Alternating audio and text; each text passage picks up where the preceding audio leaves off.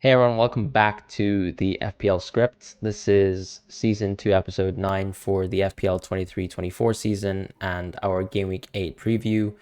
I'm your co-host, FPL Fran, otherwise just known as Fran, on Twitter and other platforms. In terms of my quick recap, was that honestly it was a pretty bad week. Ultimately, another red arrow. Obviously, I was very lucky at the start, so feels like things are balancing out now. Got a Sterling auto sub and no S2P, unfortunately, which was the nice little thing of this week. And then got some calls right in terms of keeping Saliba and Saka, just because they had traveled and it seemed quite logical that they would play as well. However, I think generally probably an error on my part to not go for Taylor to Morris and actually go for a dead end, because the result was I actually ended up pressing the wildcard button and ultimately that would have netted me a lot more points. I'm not saying I would have captained Morris. I think absolutely not. I think I would have gone Haaland anyways, so it wasn't a huge difference, probably 6 points maximum. But it is what it is, and yeah, another red this week. Yeah, welcome everyone to the pod. I'm JD, your other co-host. I'm at the Richard and Freudist on X. I always used to say in Twitter. So I had not a bad game week, but I had a mid game week. We could say I had a tiny red arrow, and I'm finally 1 point above Fran now. So I hope that continues. But that I hope that continues in the sense that both of us keep doing well, not that both of us keep going down in the ranks. I had Saliba as well. He was on auto sub for Botman, so good thing he was first on my bench. And Estupinian was third on my bench. So both Fran and I really were happy that Estupinian scored -2, which meant that a lot of Botman auto subs were jubilantly celebrated, if I'm being honest.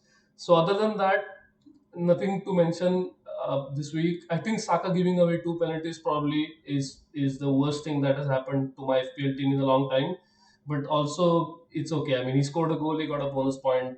It is what it is. We will look at his situation injury wise and see if we need to transfer him out. Yeah, makes sense. I think you also wanted to maybe touch on a little topic that you actually found Oh quite yeah. interesting.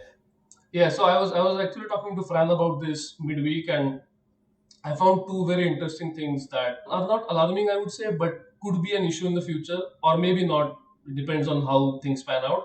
But first thing is with Flecken versus Strakosha. We all know that Strakosha was a Serie A starting goalkeeper, and he is currently the second goalkeeper to Mark Flecken for Brentford. And the thing is, Flecken has been performing terribly when it comes to post shot XG or XG on target. And so at Strakosha in his last full season in Serie A has performed, I think, just above the expected performance for a shot stopping metric. So that just makes me wonder how long is it going to take for Thomas Frank to give Strakosha a chance.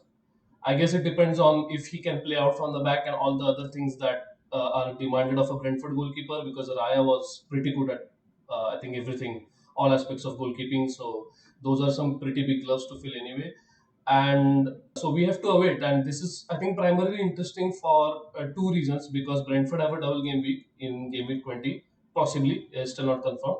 And the second reason is that there's a blank game week as well. So why, if you're planning through all of that, something to consider. You could possibly go Johnston or someone else, but there's not much to worry about right now, I would say. And then the second thing that I noticed was, is Brighton's style of play responsible for poor PSXG for their goalkeepers? And although there is not a lot of evidence right now, I suspect we will continue to gather more and more evidence, and someday we might be able to prove that that is the case. Because Sanchez was a terrible shot stopper when he was at Brighton, and now in a small sample size at Chelsea, he's been more than fine in the PSXG metric, whereas Verbruggen and Steele have been extremely bad in PSXG. So if we see more evidence of this, then it simply would lead me to conclude that Brighton's style of play is somehow leading their goalkeepers to concede or generate more PSXG against them. I don't know what you think about that. Yeah, I mean, it's interesting. I guess even if we continue to see that trend, they're arguably an even worse defense than we think that they are, potentially. Yeah, that's a Um, good point, actually. Yeah, yeah, so we'll have to sort of track that as an yeah, interesting topic going forwards. absolutely. Yeah, we can actually move on to the main topic of this pod, which is obviously game week 8. wildcard. As my friend Farhan said, he has already pressed the button on the wildcard and he has been cooking up a lot of drafts. I recently found out that saying cooking is apparently not in style anymore, but it just feels apropos right now.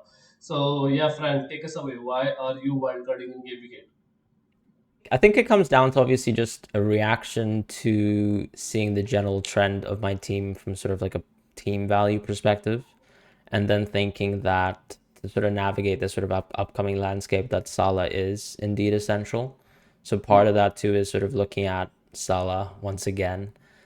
So far, he's been incredible. It kind of touches on the topic that we mentioned last week as well, where, despite, let's say, being a little bit down when it comes to npxG, for example, that his insane change in XA makes him effectively probably a better fantasy asset. And that made me even more confident that I'd be captaining Salah for all of these kind of fixtures and game weeks ahead, which meant that, yeah, I would need to invest into a Salah structure. And then also just me sort of being impinged from a transfer point of view. Obviously, I went Gusto to Dalla, which meant that my rolling team would be fantastic from a defensive point of view, but the midfield still pretty lackluster. I think I really wanted to move off of, first of all, Rashford and Fernandes, whilst also maintaining Haaland was sort of the initial idea. But I have also come and become open as well to looking at Haalandless drafts.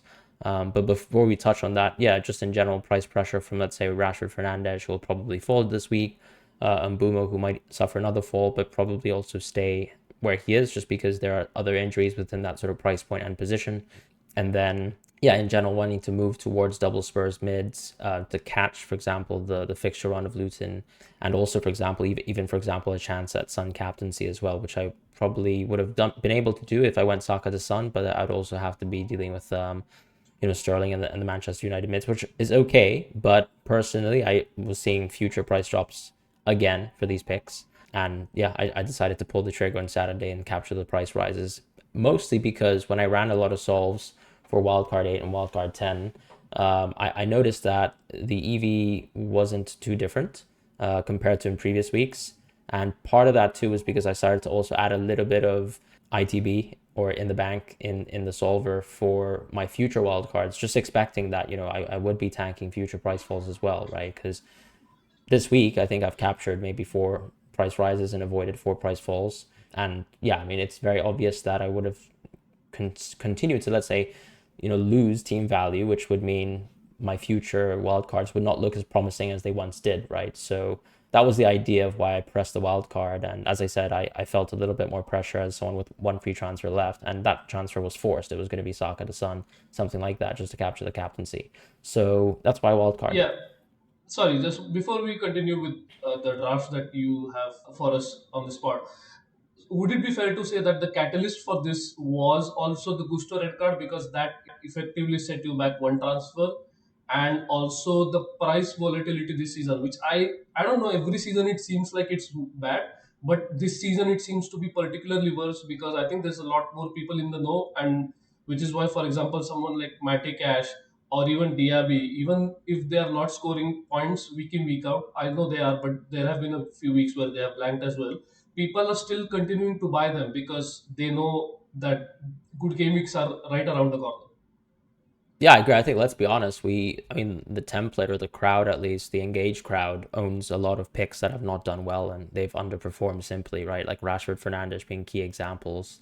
So I think it's usually the case that, I mean, if we, let's say, take the logic that we hopefully would make better picks than, let's say, a less engaged crowd, that we probably Hmm. would also be picking picks that would get price rises, right? But in reality, Yeah. this season, I've actually been very fortunate to get price rises, but I can see a lot of engaged managers actually tanking and hemorrhaging a lot in terms of team value because simply the picks that we started off with in game week 1 have not done well, and we haven't utilized enough transfers, I suppose, to capture these people who have subsequently done just as well as the picks that we pick. So, for example, let's say your Sons, your Madisons have obviously risen a lot, and maybe we've also captured some rises in terms of Newcastle defense, but at the same time, we've also been suffering from a lot of defender injuries that we've had to address, I think, as the engaged crowd.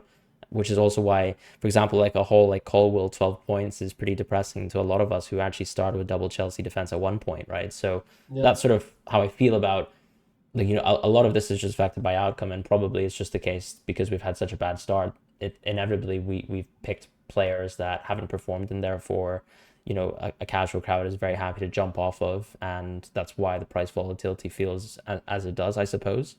And yeah, and you're right. Obviously, it is this wildcard is very much motivated by that. But also, I think the fact that, as I said, I did feel like whether I was going to wildcard or 8 or 10, I would probably be creating a Salah plus Haaland structure. And I don't think that, specifically because you are going towards quite a rigid structure within Salah plus Haaland, that it wouldn't be too dissimilar between 8 and 10. Now, obviously, recognize that, for example, just looking 2 weeks back, a Game Week 6 wild card could already have been kaput by today because there's so many injuries already, like and a multitude of DRB, others. S2E9, Exactly, absolutely. exactly. So Yeah. so I take the point that, for example, my wild card will probably be very dissimilar to Game Week 10, but I think structurally, Hmm. in terms of the two premium picks, I'd hope it would be the same, which was sort of my thinking behind that.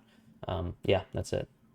Yeah, absolutely. That makes a lot of sense, and which is why you are not alone. Ultimately, there are millions of managers, I think, who are going to be pressing the wildcard button. So, if we move on to the first kind of draft that you have for us, which is Salah plus Holland, can take us through what you think are the possible reasons to go for it, and maybe some of the pitfalls that is the reason why people are going for Hollandless drafts.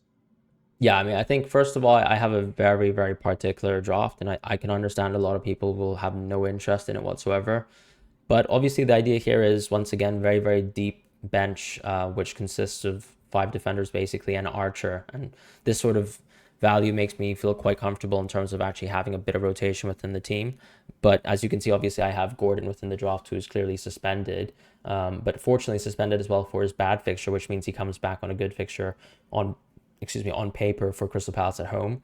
And he is going to be a punt. Like, he is, technically a grassy pick for me, someone who definitely is looking better on market and so far has good underlying stats, and is playing for a good team with good prospective minutes, right, because of the Barnes injury. Yeah, yeah, And so I've gone for Gordon that position as opposed to, let's say, someone like Neto. But the core, I think, of this draft is very similar. Like, a lot of Holland and Salah drafts will have a midfield structure of something like Salah, Madison, Son, and Bumo, which I think is very template, because ultimately with the Diaby injury, you're also not really spoiled for choice, plus the Eze injury as well. So that's the midfield. In terms of my defense, I'm going with Cash, Colwell, Dallo, Byrne, Pedro Porro. Now, Colwell will obviously stick out like a sore thumb to a lot of people, but I think the reality is, we've seen that Chelsea's baselines look very good on review. In fact, I think review probably rates Chelsea defense a touch higher than market. On top of that, ultimately what Colwell's job for this draft is actually just to play in this 4-4-2 structure when Gordon is benched, and he has a good fixture to do that versus Burnley being the second lowest team in terms of XG created so far.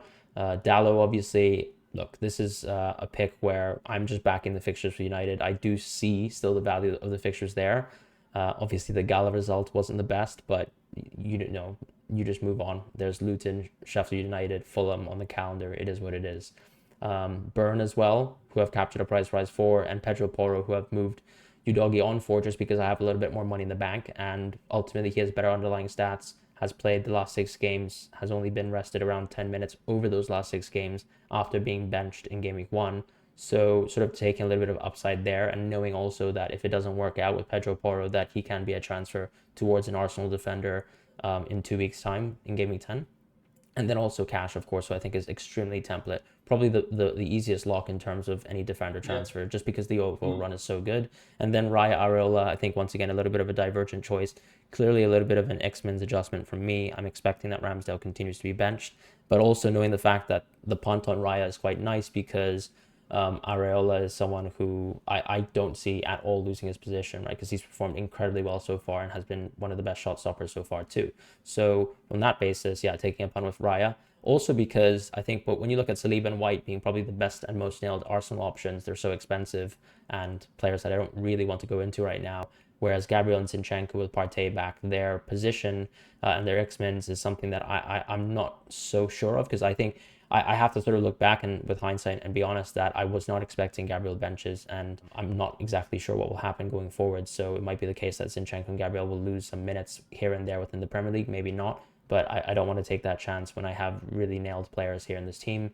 And then in the 3-5-2 structure, obviously, accompanying Archer, I'm going with Alvarez and Haaland. And the reason why I've gone for Alvarez and Haaland is simply because I have money tied into Alvarez. So you'll see that I actually own him at 6.8 as opposed to what the crowd would, which would probably be 6.9 or 7.0. So there's a little bit of sort of efficiency there, I suppose, from his value. And I think his minutes look pretty good. He got the rest in the Champions League. Now, obviously, all the players are back, but I think he is effectively one of the leading players of this team and should deserve to start most games. So I'm very happy to own Alvarez. And I see Alvarez as an option to own really for the rest of the season, depending on obviously how I navigate the blank game week. But Haaland as well, just because I'm going for Haaland structure. And I think the biggest debate in terms of Haaland is of course how you actually perceive Haaland as a pick going forwards, how many points you're estimating for him. Because as far as I can see with other models that they are much more confident on Haaland than let's say Review, which is why obviously a lot of people are starting to see,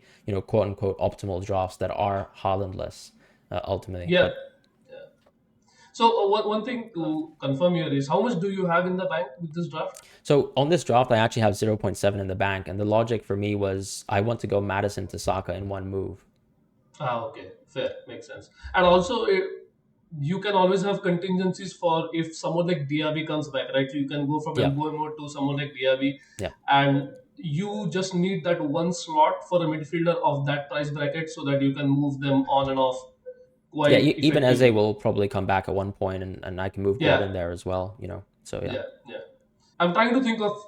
I think Colville is the one thing that I don't know what I would do if I were in your position. But because you've thought so deeply about this, and I haven't, because obviously I'm not wildcarding, I can't really say as to what would be the alternative. But looking at the fact that you have some money in the bank as well, maybe if someone doesn't want to invest in the Chelsea defense, you can just change Colville and upgrade him to someone like Zinchenko, maybe, or Gabriel, whoever fits the budget.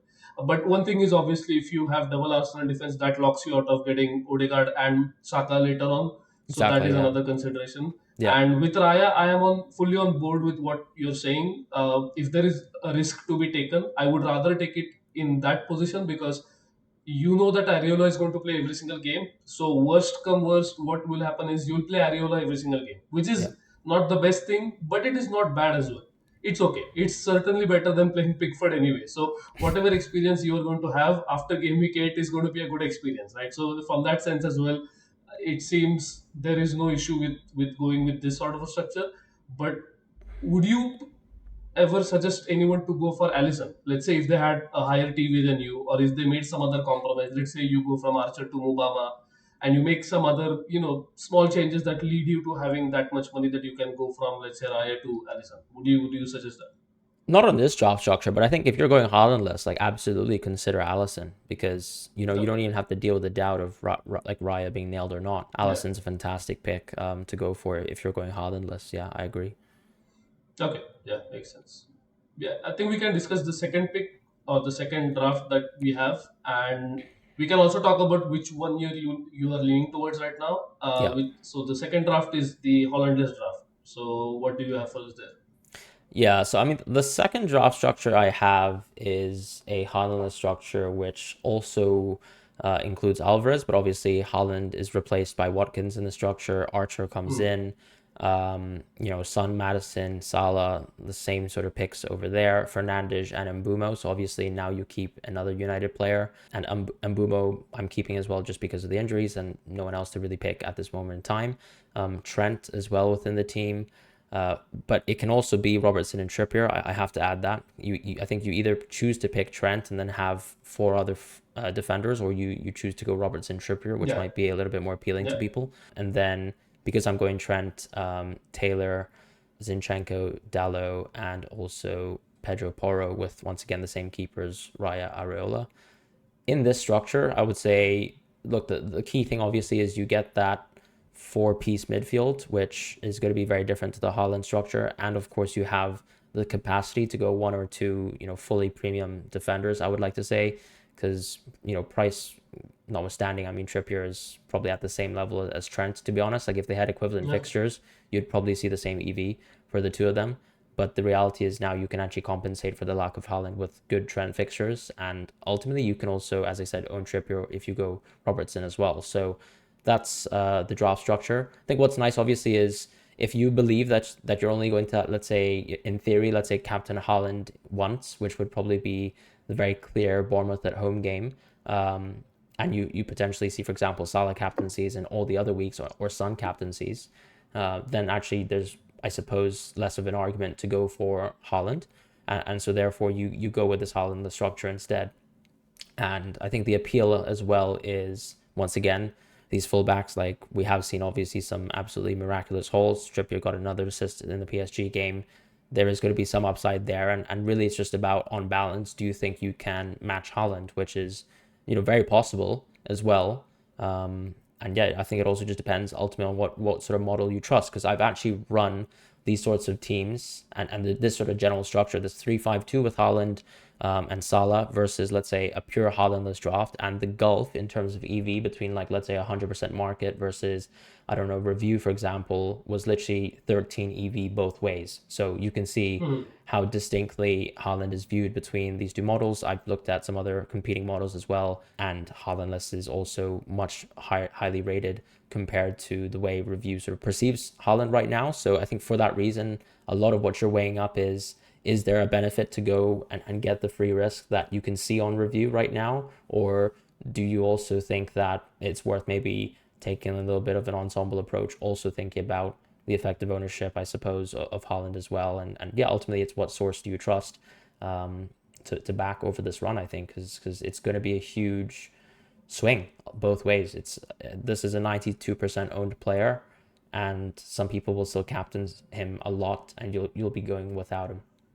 Yeah, absolutely. And let's just discuss a couple of points within the two wildcards. So first of all, I think all of us can agree that Morgan Gibbs White is really dead as an asset just because of Yeah, his yeah, tactical benching against Brentford, and because it's so uncertain, we would not be well advised to go for him anyway. yeah, And so I think that's why, even though Gordon is suspended, he is, at least you know that he is part of the first choice 11. There is a chance that he would be part of an odd benching, but at least he's part of the first 11. Whereas with Morgan Gibbs White, you don't know that anymore. And if yeah. that's the case, then there's no use of going for that, especially if you are on the Holland draft, because if the Holland Salah draft is going to be very rigid, and that is going to leave you with much less avenues to go on or go to certain players from certain other players. So if that's the case, we also need to consider maybe someone like, I don't know, Douglas Luiz or Neto, who don't have terrible EV, but also when you play them that you're not really expecting much from someone like Douglas Luiz unless he gets a penalty. But with Neto, there is a reason to maybe expect more from him because he has been showing decent underlines. They're not great, but they're also not that bad. So there's a reason to maybe go for him.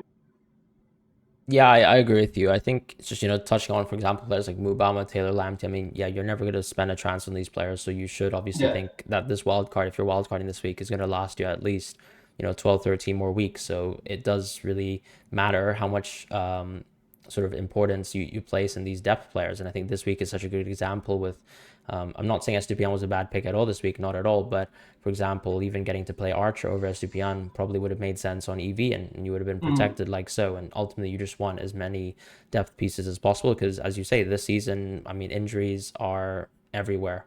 I don't necessarily know why so much, but it is the case. And yeah, I think in terms of the draft wise as well, another topic that I think is quite hot is obviously the forward position. If you, let's say, maintain a Holland structure, because if you go Salah Holland, I think Watkins is very hard to sort of afford. And usually what Mm. happens is it means that, for example, with my draft with Alvarez, you saw that I didn't go for Taylor because I obviously went for Alvarez. However, that sort of cost saving could actually get you Watkins in your team, right? So Mm. that's something to think about too, as well. And I think the most important thing to do when you're sort of running solves is to sort of understand relationships between each other. So I told you about Colwell, right? His relationship is that he covers Gordon, and also Mm. Colwell actually has a good fixture on Gaming 10, which is also a bad fixture, for example, on paper for example, Dallo, right? So if you own Dallo in your draft, that could be interesting and Yeah. things like that Yeah. as well.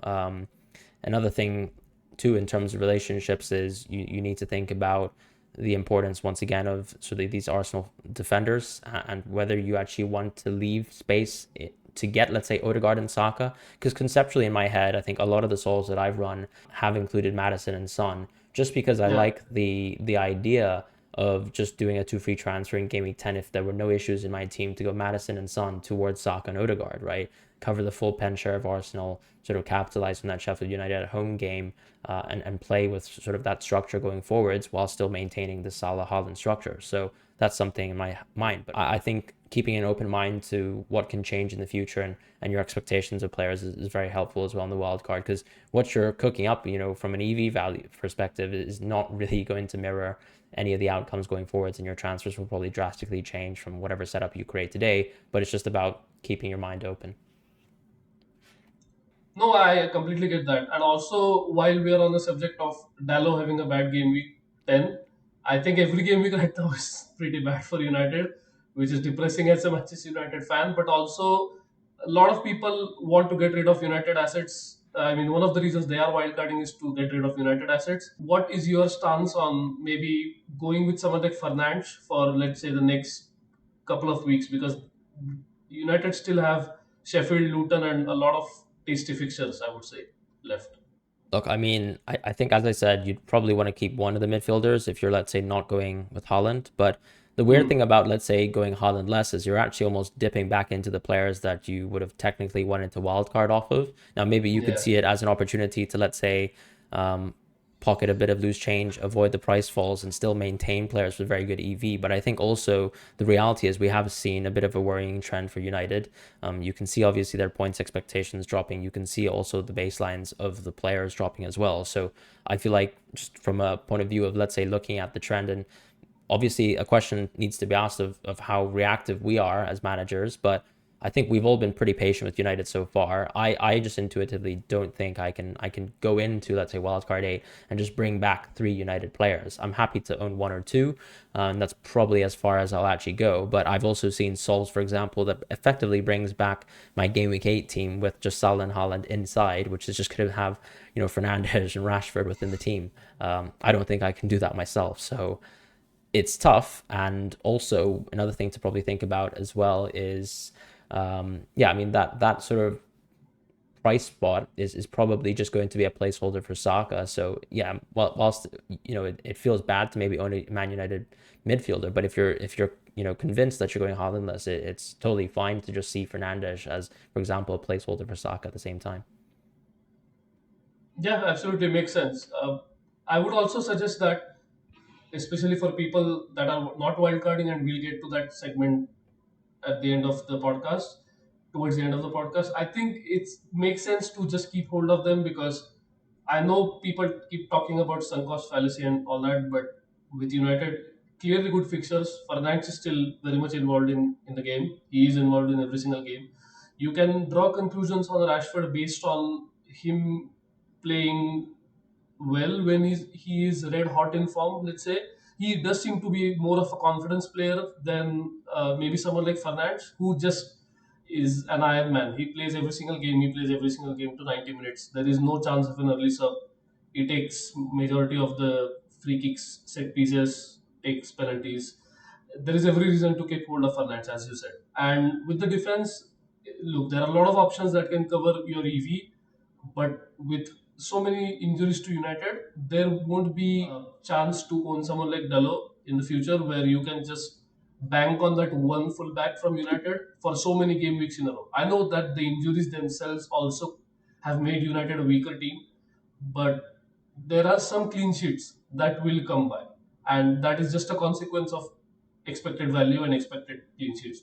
I know that variance might cause one or two of them to not come through, but there are some clean sheets that are there for the taking. So if you believe in that, then I would definitely urge you to go with someone like Dallo, as Fran has. And speaking of also the midfield spot that we were talking about for Mbuemo, what is your interpretation of how things have gone for Mbuemo, and also would you consider bringing in someone like Richarlison in his place for the World Cup?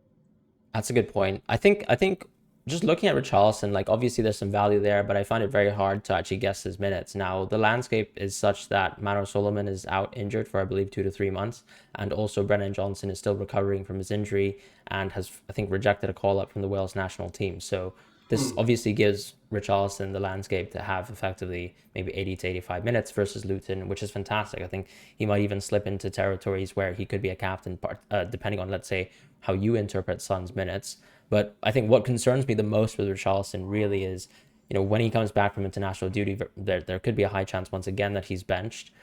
For Brennan Johnson, for example. Brennan Johnson's fit and has obviously been training at the Spurs ground. And then that makes Richarlison sort of a redundant pick, or obviously you just see him as a 1 week punt. But another thing to sort of add on top of that is, I think when you look at review and you look at the expected minutes for Udogie and Pedro Porro, you'll notice that it's actually quite low. But in reality, I think the last few weeks, we've seen more than 85 minutes for Porro every week, with exception to game week 1. And then with Udogie as well, effectively, he doesn't really come off before, let's say, 84, 85 minutes. So if you do, let's say, tick that up, and a lot of them have also completed 89 to 90 minutes at the bare minimum. So when you sort of take that into account and maybe also increase their expected minutes, I actually don't see Richarlison really as a solve option at all. I think he's too cute of an option, and ultimately we can always downgrade or even, let's say, move away from someone like Mbumo. But touching back on Mbumo, I don't see the reason really to move off of him. There's no player in this price point who even comes close to him in terms of EV, particularly on review. And I think it simply comes down to penalties. He probably could have even got a penalty in the previous match. And yes, Yeah. obviously, when you're watching him play in recent matches, it's very hard to watch, but you know that he can still get penalties. And even still, like, just, in spite of all this, he's still averaged, like, I think something like 0.3 to 0.4 npxG over the last 3 fixtures, which have been horrible for him. So considering that, he had a blistering hot start, I think a lot of people just have, way too lofty expectations Yeah. for him. But I can also recognize that, for example, I think Chase put out a graphic in terms of offensive schedule difficulty, and Brentford are bottom 3. So he is one of those assets once again where he looks like a season keeper, and you probably have to interpret him as such to keep him in your draft. But also because Diaby's out and Eze is out, I see him just as a placeholder. Like, why not just play him until game week 9, get that Burnley at home fixture, and then you can cash out effectively towards Diaby in game week 10 if you want to do so, and you're sick and tired of owning Mbumo. But for now, I think it's very hard to reject him, and it's probably, like, suboptimal play, I would say. Yeah, and also as we've discussed in the pod already, it enables you to also keep that midfielder slot that you can then use to move on to someone like Yeah. Diaby once he's back fit, if you choose to do so. So that just enables you to keep that structure rather than, because funnily enough, I think that because we've had injuries to so many mid-priced midfielders, I think that that is pushing more and more people to Holland-less drafts, because you don't really have alternatives. You have Yeah. to go up to that 8.5, 9.5 million price brackets now, which is automatically forcing you to go for a draft without Holland. Whereas other before, you clearly could go with even all three of Mboemo, Eze, and Diaby. And that was actually a great option to consider with Holland and Salah in the team. So, funnily enough, all these injuries are kind of forcing people to go without Holland, and we all know what happens when you do that. So, I would just urge caution for that. And moving on to an infinitely less exciting topic, which is I'm going to try and explain why you should not wildcard. And it's going to be a shorter segment because I can see a lot of reasons why people are wildcarding. And this is only for people who are maybe in a similar situation like I am, where, for example, if you have two free transfers, your team has not been decimated by injuries. I don't see how that would be the case. My team has been, for example, but it's not to the point where I have to take hits. I can still manage because I have a deep bench, and the most I would have to do is play Archer, which is not the end of the world. I recognize that Sheffield don't really have an attack, so he'll probably end up with 2 points, but that's besides the point. You can get by with playing 11 players in Game Week 8 and then Game Week 9, and then wildcard in Game Week 10, because my plan right now is to wildcard in Game Week 10. And one of the other reasons is I'm using these 2 weeks to dead end, because what Fran mentioned at the top of the pod is that because he suddenly decided to wildcard, he couldn't really do that. And one of the biggest advantages of when you wildcard is that you start dead ending towards a team where you can take more and more risks as you get closer to that wildcard. And that for me, for example, this week would ideally be bringing in Madison and Pedro Porro, and then next week would be bringing in any midfielder in place of Sterling. because Sterling plays Arsenal, and I simply have no interest in keeping hold of Sterling because also he might drop further in price, and I don't want to bag hold price drops for Sterling. So considering all of that, there is a reason to consider waiting till wildcard game week 10. And I've also seen players who are still holding on to wildcard for game week 19. I can see why they are doing that. It's essentially not planning for a wildcard, but I also feel like the opportunity that wildcard 19 affords is going to be marred by so many price changes. The price changes, I feel, and we can easily prove that by asking someone like Vero to give us the data from previous seasons, are at a historic high, I think, in terms of the frequency, the fluctuation of price rises and price drops that are happening. And in that case, I would simply not want to wait for so long, which is why I think I'm going to wildcard in game week 10. But also, I would say that, let's say you, because we are recording this podcast on a Wednesday, if you think that, oh, I've missed a bunch of price rises, and so even though my team is decimated, I don't want to wildcard, I would urge you to think otherwise, because again, this is a classic case of sunk cost fallacy. You think that you've already gone down this path and now you don't want to turn back, but that's not the case. If you run some solves on review, or if you trust any other data source, if you blend review data with market odds like I am, for example, right now, because I think reviews baselines are still a little volatile, and I think they are yet to settle down. So if you do that, and if you see that the expected value difference between a non-wildcard game week 8 and onwards and a wildcard game week 8 and onwards is, let's say, 15, the price drops and price rises simply don't matter.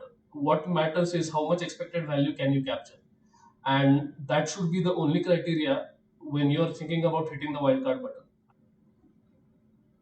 Yeah, makes sense. I think let's just quickly move on to a topic that doesn't really divide lines, captaincy this week. Yeah. There are three exciting picks. I think there's definitely going to be a debate this episode. So, in terms of review, in priority with default minutes, so it's Son, Salah, Madison, and actually Holland comes fourth. But you can Hmm. even maybe, let's say, account for Richarlison as well, who could find his way, as I said in the middle of the podcast segment, to sort of even be ahead of Son if you expect him to have more minutes. But yeah, I think Son, if he's fit and he's ready to play, obviously keep in mind last week we already got news from Angie that he was managing a knock and he had agreed to sort of come off at a specific time. So you may think that there's a very high chance that Son will once again have his minutes managed again, which probably limits, the extent to which he's the most sort of EV positive captaincy. But I still think even if you nerf his minutes a bit, he's quite clearly the optimal captain, so long as he's, confirmed to start. And for other people, obviously, there's a little bit of a closer debate between, let's say, Salah and Madison if you don't have Son. And Holland actually falls quite short of all of these picks. He's effectively at least zero point 0.7 to zero point 0.8, upwards of 1 plus EV versus Son as well. So I don't know how Hmm. you make of this. Oh, this is the week where I am clearly going against Holland captain. I am thinking of Son captain, obviously, and I think you are as well. Yeah. But if Son is declared to not be fit, and we know that he is not starting the day off, because I think the Spurs kickoff is the first game, Spurs versus Luton. So there is a chance that we might get some team news leaked. And if that is the case, then I would go for Madison, because Holland has probably his worst game of the season, and I see every reason to go against Holland this week. Also, because I believe that the field, because most of the field that we compete against believes in form, Holland hasn't been scoring a lot of goals as well. And if there is a week that we think that, and I might be completely off here, but I think that there is a every chance that Holland's effective ownership might not be as high as it would normally be if he were banging in the goals. Because again, City scored 3 goals against Leipzig. Holland didn't contribute anything. No goals, no assists. So for me, of course, that means nothing, but it does mean something for a lot of people. And so, if you are one of those people that always likes to mitigate risk, I think that you would be less at a risk than you would normally be. Yeah, that's fair. I think, interestingly, obviously, because I have Salah now in my team, if Son Hmm. wasn't fit, I'd probably actually captain Salah. Just, yes, of course, pen share would probably fall towards Madison, but it's still going to be a close call for me. So I think in that situation, I'd tempt myself with the Salah captaincy. Yeah, yeah. I would do that in your place as well.